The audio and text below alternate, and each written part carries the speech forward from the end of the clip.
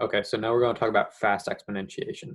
So basically, when I'm doing modular or exponentiation, I don't have to worry about all the details.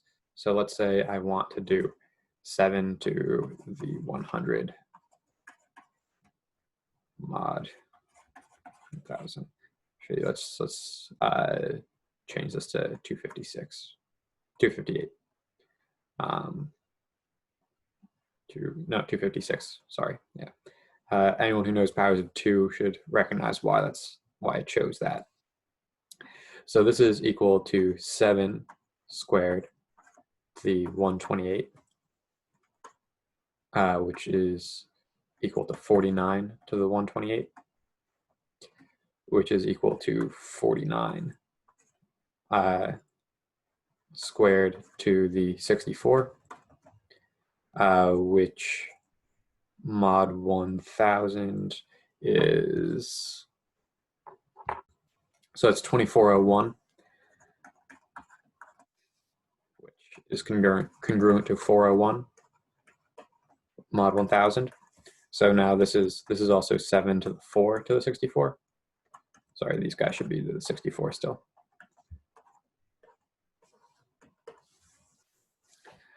So I can then continue, then I get 7 to the 8 to the 32 is going to be equal to 401 squared to the 32.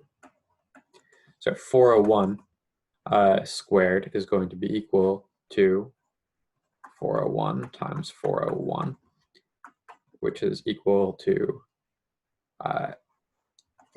congruent to 801 mod 1000, because this is equal to 400 plus 1 times 400 plus 1. So that comes out to be 160,000 plus 2 times 400 plus 1 squared, but just 1. So this goes away, and then I'm just left with 801. I'm basically going to use a similar trick to continue to calculate this pretty efficiently. So then this is still to the 32, still to the 32, and then gets 801 squared to the 16, which then that becomes 801 times 801, 16, congruent. All these guys are congruents. A lot of them are also equals, but so this guy squared becomes 1601 plus something that's clearly over, but this 1 is also over, so that's congruent to 601 to the 16 mod 1000. So if I raise this to do the same process, I get 601 squared to the 8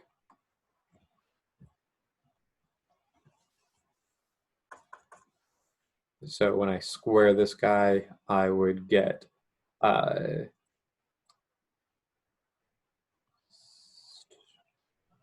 so that would be 201, right? Yes, 201 to the 8 mod 1000 is going to be congruent to 201 squared to the 4, congruent to 401 to the 4 mod 1000. So that tells me that I have 2 more processes left. So this is just the same thing that I've already done. It's actually just going to cycle through these 4 steps from now on. So from there, I jump to 801, then down to 601. So that's congruent to 601 mod 1000. So we've already done those calculations. And you'll frequently get this. You'll frequently get a cycle in process. But even if you don't, this is significantly computationally easier. Like, sure, this took a whole page of computation because I'm writing pretty big, but it's obviously a lot easier than it looks like it would be to calculate 7 to 256 mod 1,000. So this is a significant speed gain for both us and for computers. Okay, so this right here is kind of the fundamental theorem that allows us to do RSA encryption. So here we have a, n, x, and y are greater than 1, such that a and n are coprime.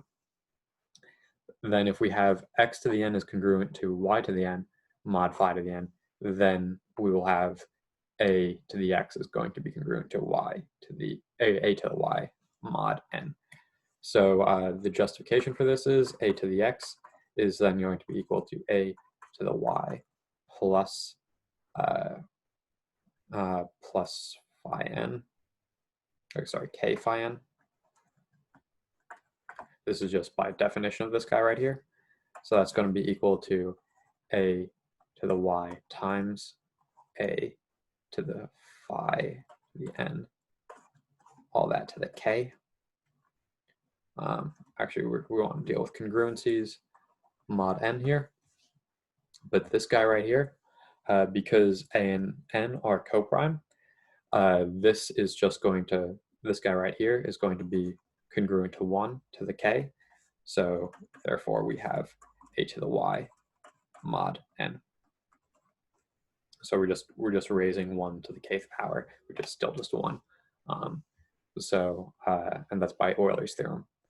So this right here is going to provide us the ammunition that we need to describe RSA encryption. Okay, so why is this actually useful in terms of encrypting data? So let's say that Bob wants to be able to receive messages and decrypt them, but he's never met the person that he wants them to send. So Bob wants Alice to send him a message, but he's never met her to trade keys before. So they need to come up with something that will allow her to encrypt it and for him to decrypt it, but nobody else to know the answer. So Bob picks P and Q large and such that they are large prime numbers. So P and Q are large prime numbers. And then he sets n is equal to P times Q. This he makes public.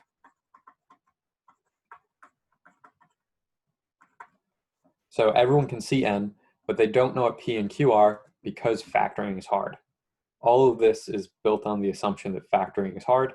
We don't actually know that for sure. It's theoretically possible that there's actually a really easy factoring algorithm, but as far as we can tell, factoring is hard,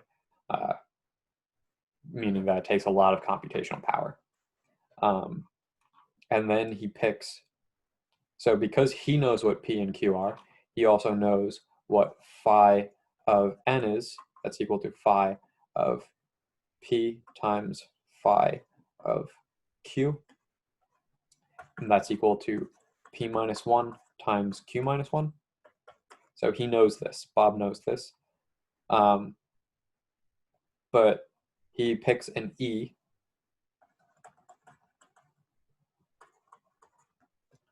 such that E, so that the GCD of E and 5n, this is starting to look like a Q, but 5n is equal to 1.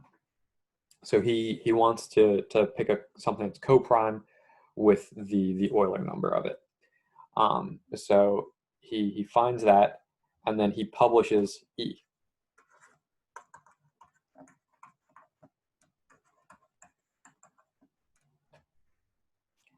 He also finds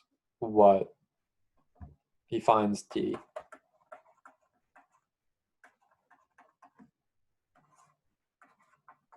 Is congruent to 1 mod phi to the n, phi of n. So this D is a secret. That is his decryption number.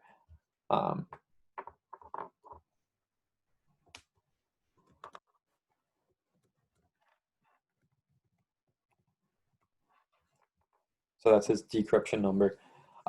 So now Alice wants to send a message represented as a number. Remember, represent.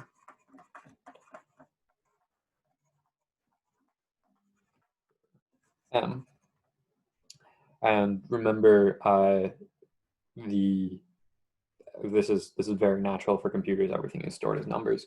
So we have she sends m to the e mod n, and then Bob, not Bob, Bob, to decrypt it, raises it to the d power.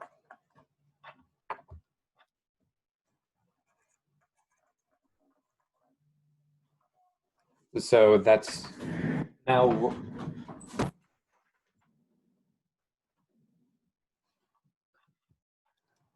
what Bob has is, so m to the e to the d is going to be congruent to m mod n. So now Bob can decrypt Alice's message, read it, and it's hard for anyone else to look on because they don't know what that D value is. They don't know what the number needed to decrypt it is because it's hard to calculate what phi of n is because it's hard to factor. So that is the basic structure of how RSA encryption works.